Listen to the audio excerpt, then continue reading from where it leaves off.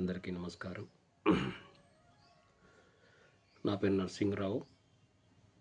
నేను పెద్దంబర్పేట హయత్ నగర్, హైదరాబాదు. మరి ఈ జ్ఞానాన్ని అందించిన జగద్గురు పత్రి సార్కి నా ఆత్మ ప్రణామాలు. మరి ఈ వీడియో వింటున్న ఆత్మబంధువులందరికీ కూడా నా ఆత్మ ప్రణామాలు.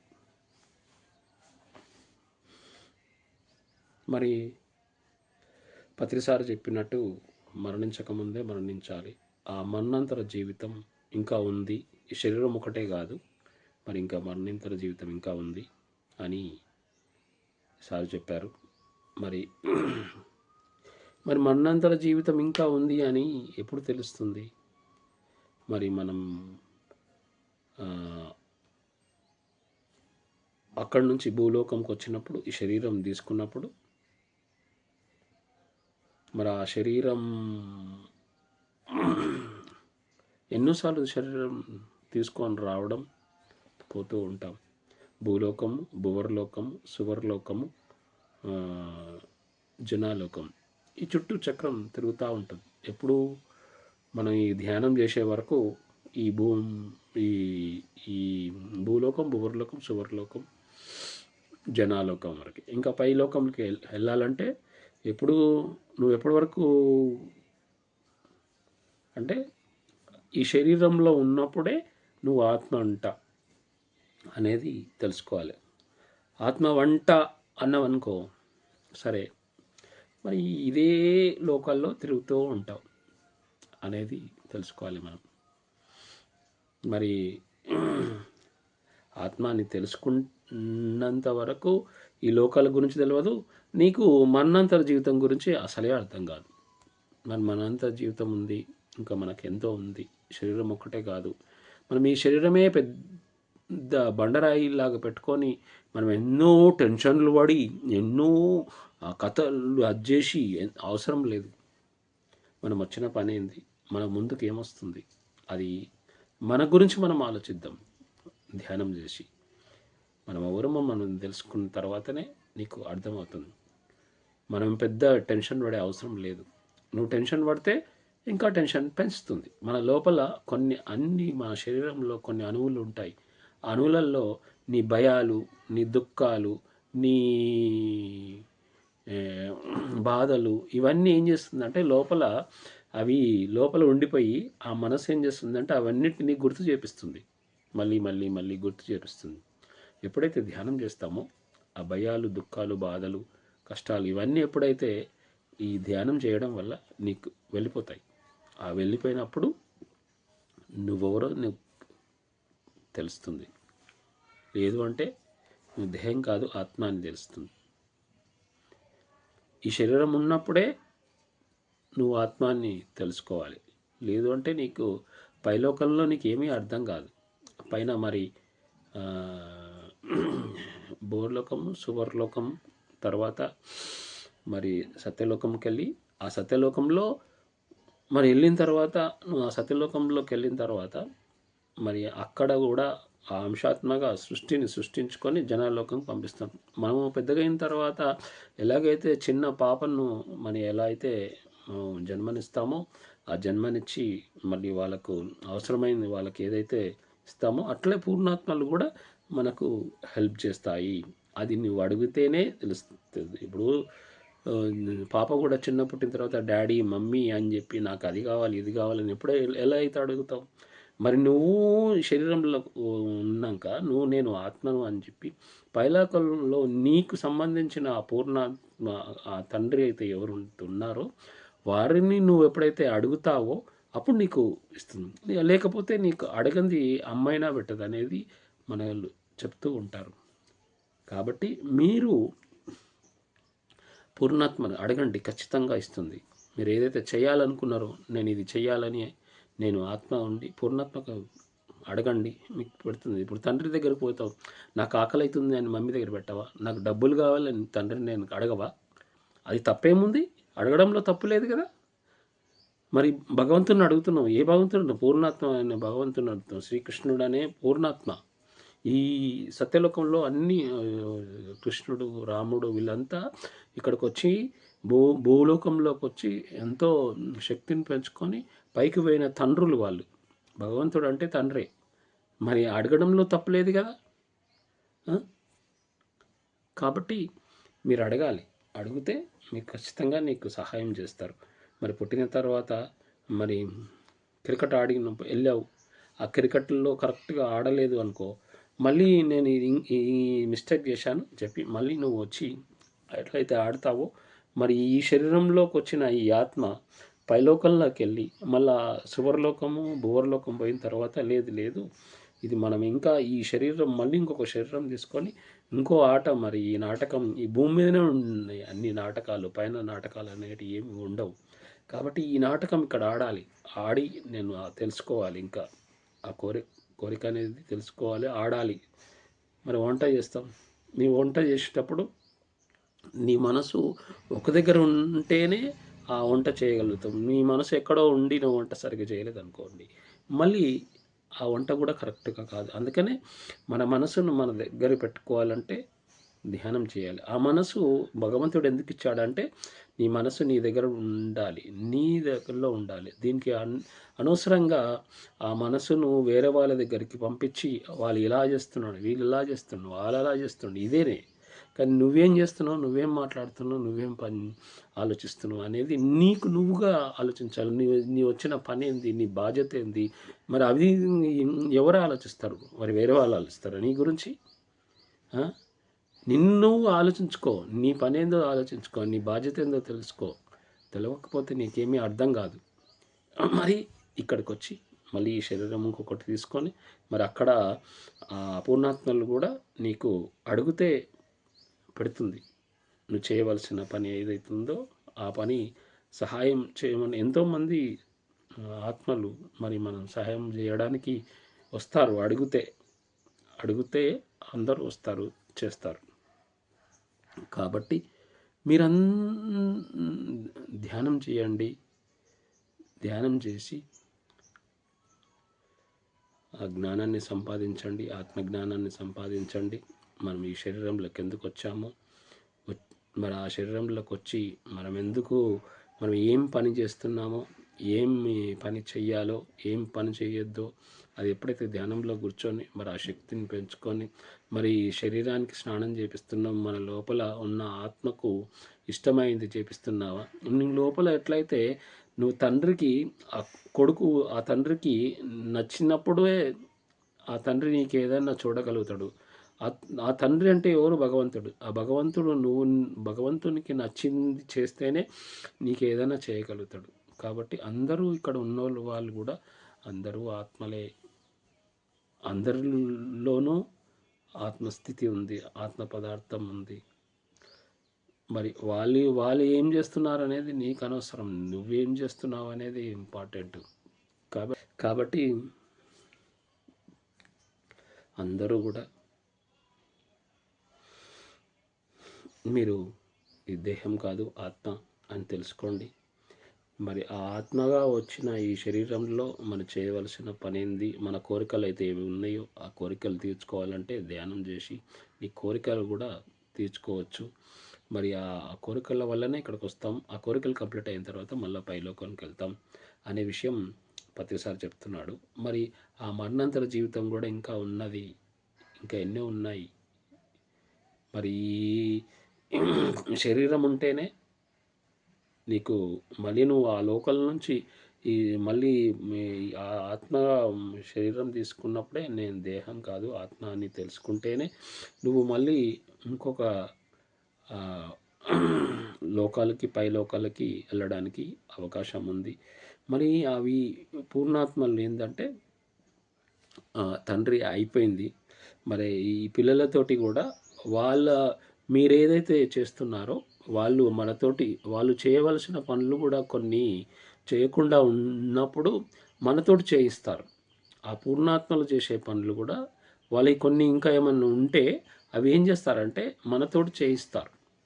ఎందుకంటే వాళ్ళు సత్యలోకంకి వెళ్ళిన తర్వాత వాళ్ళు చెయ్యరు, పిల్లలతోటి చేయిస్తారు. మరి కొంచెంమంది తండ్రి చేయకపోతే పిల్లలకు నాయనా ఇది నేను చేయలేదు, మరి నేను ఇప్పుడు నువ్వన్నా చెయ్యి, మరి నువ్వన్నా ఎదుగు, మరి నువ్వు కూడా పూర్ణాత్మగా ఎదగాలి.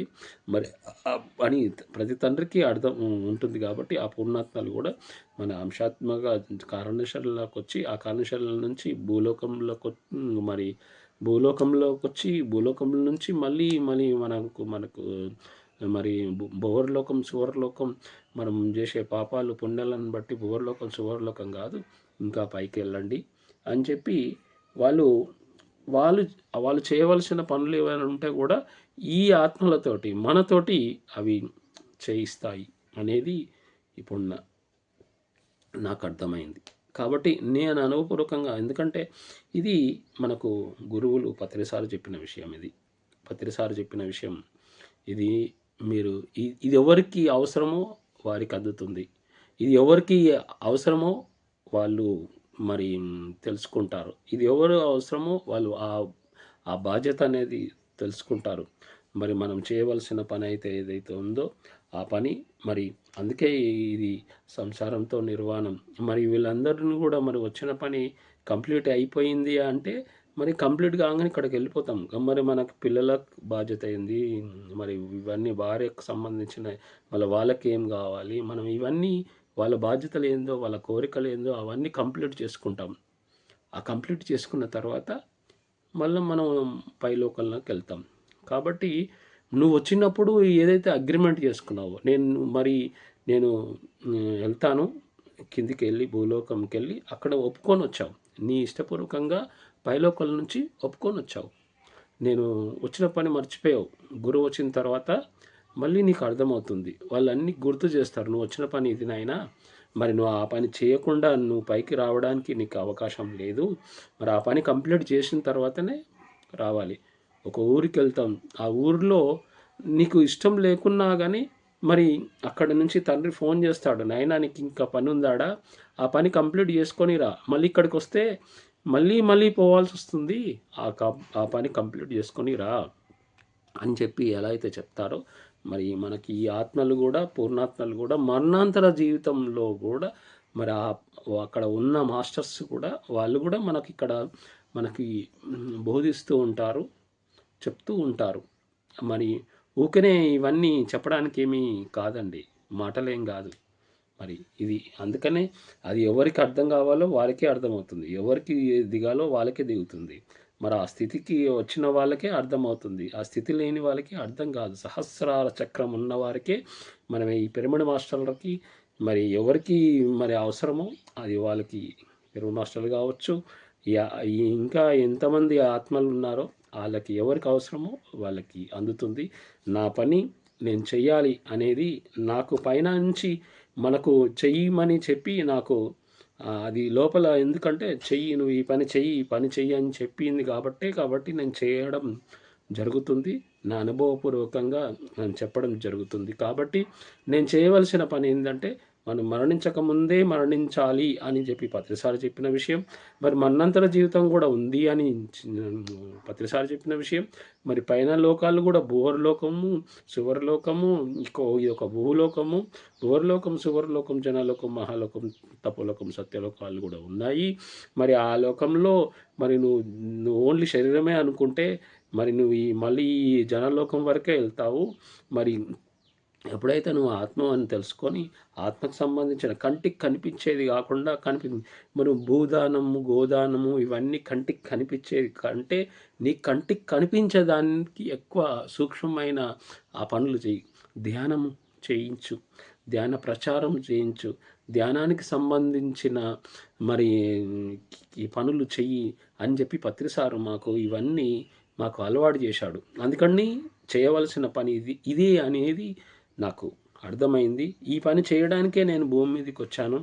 మరి ఆ 48 సంవత్సరాలు తర్వాత ఫస్ట్ ఆ 48 సంవత్సరాల తర్వాత మరి ఆత్మని తెలుసుకున్నాను.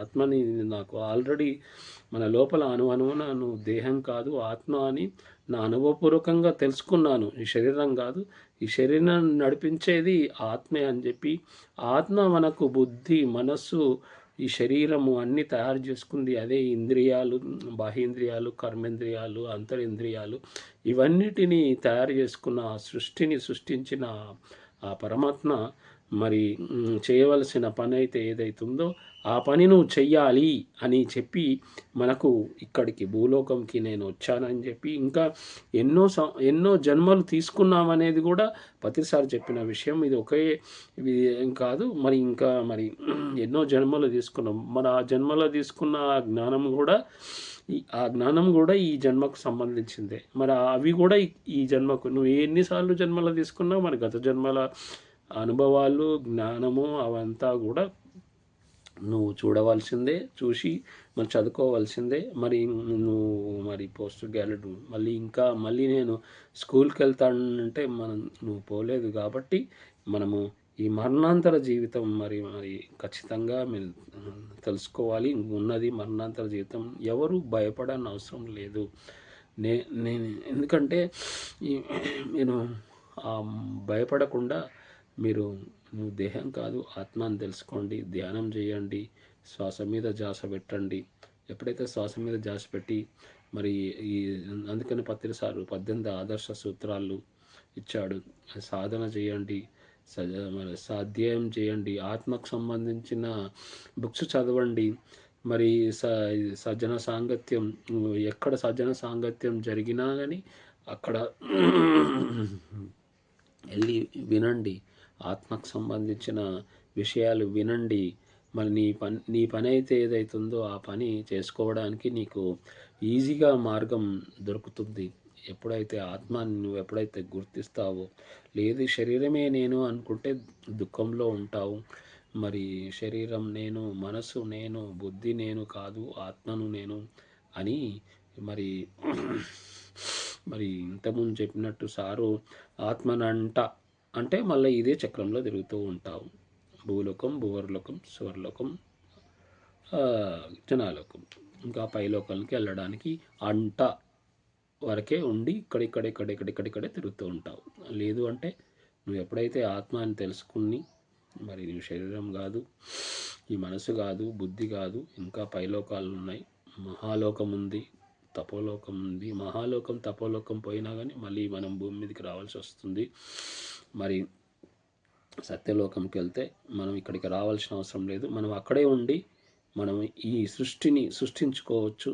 ఆ సృష్టికి ఏదైతే కావాలో అది మనం చేయడానికి మనకు అవకాశం ఉంది అని చెప్పి పత్రిసారు చెప్పిన విషయం. కాబట్టి మనము పైకి ఎదగాలి. మరణాంతర జీవితం అయిన తర్వాతనే నీకు అర్థమవుతుంది. మరణాంతర జీవితం అర్థమవుతుంది. మరి అక్కడికి వెళ్ళిన తర్వాత నీకు జనాలోకంలో అంటే ఇక్కడ ఎవరు నీ ఇష్టం లేనిది ఏది చేయరు. చూడండి, నేను ఒక ఎగ్జాంపుల్ చెప్తాను. మనకిష్టమైతేనే మనకిష్టమైన బట్టలే వేసుకుంటాం, మనం ఇష్టమైన ఇంట్లోనే ఉంటాం, మనకి ఇష్టమైన కారే నడిపిస్తాం, మనం ఇష్టమైన బండే తీసుకుంటాం, మనం ఇష్టమైన ఫుడ్ ఒక పెళ్ళికి వెళ్తాం, అందులో ఎన్నో ఉంటాయి, ఒక 20 ఐటమ్స్ 50 ఐటమ్స్ ఉంటాయి. అవి మనకిష్టమైన ఏదైతే మనకిష్టమైందో అదే తింటాం, కానీ అన్నీ 20 ఐటమ్స్ తినలేం కదా. కాబట్టి మనకిష్టమైనది ఏదైతే ఉందో మన ఇష్టమైన వాళ్ళతోటే ఉంటాం. మనం ఇష్టమైన వాళ్ళతోటి మనం ఒక్క నిమిషం కూడా, ఒక సెకండ్ కూడా ఉండలేం. మనమే ఎవరితో అయితే ఉండాలో వారితోటే ఉంటాం. అందుకనే పత్రిసారు ఏ గూటి పక్షులు ఆ గూటికే చేరుకుంటారు. నీకు అర్థం కాకపోతే మౌనంగా ఉంటావు, ఎంతసేపు ఉండాలో అంతసేపు ఉంటావు, కానీ ఇష్టం లేకుండా ఎక్కడా ఉండవు. కాబట్టి ఈ ఆత్మ కూడా మన ఇష్టపూర్వకంగానే ఇక్కడికి వచ్చావు. మరి నీవు వచ్చిన తర్వాత నీకు ఇష్టపూర్వకంగా నీ భార్య కానీ నీ పిల్లలు కానీ కోరి నీకు వచ్చారు. నేను ఆ తల్లిదండ్రుల కడుపులో పుడతానని, మరి ఆ కడుపులో పుట్టినప్పుడు మన ఇష్టపూర్వకంగా వచ్చినప్పుడు మరి వాళ్ళకు ఏదైతే కావాలో మరి వాళ్ళను పుట్టించినందుకు మనకు మరి వాళ్ళకి ఏది కావాలో ఆ కోరిక అనేది ఉందో మరి వాళ్ళకు చేయవలసిందే. ఆ బాధ్యత అయితే ఉందో మరి ఆ బాధ్యతలు అనేది తీర్చాల్సిందే. మరి అది తీర్చుకున్న తర్వాత నువ్వు ఇక్కడ కంప్లీట్ అయిన తర్వాత మనం ఇక్కడ ఉండం. మనం మన అర్హతను బట్టి, మన పాప పుణ్యాలను బట్టి, మనం చేసిన జ్ఞానాన్ని బట్టి, మన లోపల మనకు ఎంత జ్ఞానం ఉందో మన అర్హతను బట్టి మన సహాయకులు అందరూ నీకు సహాయం చేస్తారు, ఎక్కడ పోయినా సహాయం చేస్తారు అనేది నేను తెలుసుకున్నాను. కాబట్టి ఇందులో నువ్వు మరి అసలైన సత్యం అయితే ఏదైతుందో తెలుసుకోండి. ధర్మంగా జీవించండి. ఎప్పుడైతే నువ్వు ధర్మంగా జీవిస్తావో నీకు దుఃఖం ఉండదు, బాధ ఉండదు. నువ్వు ధర్మంగా జీవించకపోతే నీ లోపల దుఃఖం ఎక్కడనో ఒకటి వస్తూనే ఉంటుంది. ధర్మం అనేది తెలుసుకోండి. ధర్మం అంటే ఏంటిదో తెలుసుకోండి. ఆ ధర్మం అనేది అందుకే అంటారు కదా, ధర్మం నువ్వు జీవిస్తే ఆ ధర్మం నిన్ను కాపాడుతుందని. కాబట్టి ఎవరు ఎన్ని పనులు చేయాలో అది తెలుసుకొని చేసుకోండి. మరి నువ్వు దేహం కాదు ఆత్మ అని అందరూ తెలుసుకోండి. తెలుసుకొని మరి తెలుసుకొని ఆ ఆత్మగా నువ్వు వచ్చి మరి ఇక్కడ చేయవలసిన పని ఏదైతుందో నీ కోరికలు అయితే ఉన్నాయో ఉంటాయి. కొన్ని కొన్ని తప్పు పనులు కొన్ని కూడా ఉంటాయి. అయినా కానీ వాళ్ళు తెలుసుకుంటారు. ఇది నెక్స్ట్ టైం ఏదైనా తప్పు చేస్తే అరే ఇది చేయకూడని పనులు చేశాం అని చెప్పి తెలుసుకుంటారు. తెలుసుకొని మెల్లగా కొన్ని పైకి వెళ్తారు. కాబట్టి దీంట్లో దేనికి బాధపడని అవసరం లేదు. కాబట్టి మీరు పైలోకాలకి వెళ్ళడానికి మీకు చేయండి. నీకు అన్నీ హెల్ప్ అవుతుంది. అది చేయవలసింది చేస్తే రావాల్సింది వస్తుంది. నువ్వు చేయవలసింది ఏది అనేది కరెక్ట్గా తెలుసుకోండి. నీకు ఇంకొకటి చూడండి, మనం మనకిష్టమైంది ఏదైతే చేస్తామో అది ఆనందాన్ని ఇస్తుంది. మన లోపల నుంచి వస్తుంది అది అనేది నాకు బాగా అర్థమైంది. ఎంత ఆనందమో అనేది అది బయటికి కనిపించేది. నేను అందుకనే చెప్తుంటాను, ఆనందం ఆనందం ఆనందం ఎంత ఆనందం అది మన లోపలనే ఉంది. ఆనందం బయట ఏమీ లేదు. బయట వెతికితే ఏమీ రాదు. అది బయట వెతుకుతున్నామంటే అల్ప సుఖం అధిక దుఃఖం. అల్ప సుఖానికే మనం ఎక్కువ, అంటే మనం పెరిగిన సమాజం, పెరిగిన కుటుంబం, మనం పెరిగిన ఆ వాతావరణంలో ఉండి ఇదే జీవితం అనుకోవడం కూడా కరెక్ట్ కాదు. ఇంకా ఉంది. మరి ఏదైతే ఉందో దాన్ని తెలుసుకోండి. మరణం అంటే భయంలు పోతాయి. భయం అనేది ఉండదు. ఉంటుంది, అందరికీ ఉంటుంది ఆ భయం.